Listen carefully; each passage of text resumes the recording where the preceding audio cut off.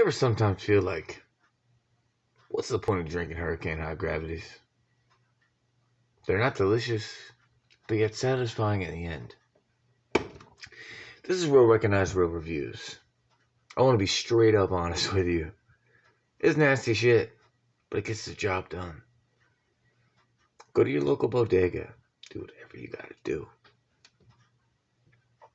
As long as you got a little Mary Jane behind it, you're straight. It's 8.5% alcohol by volume, ladies and gentlemen.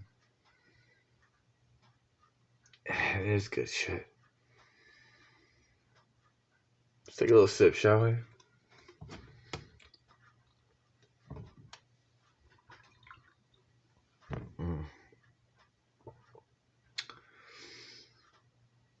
After you take a couple sips of this motherfucker, man, you're just on point.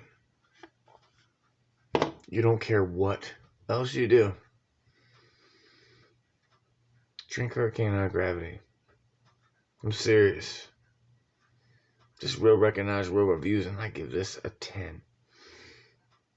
Taste about a 2, to be completely honest. But the way you feel, totally just gives me anything and everything to look forward to in drinking this beverage.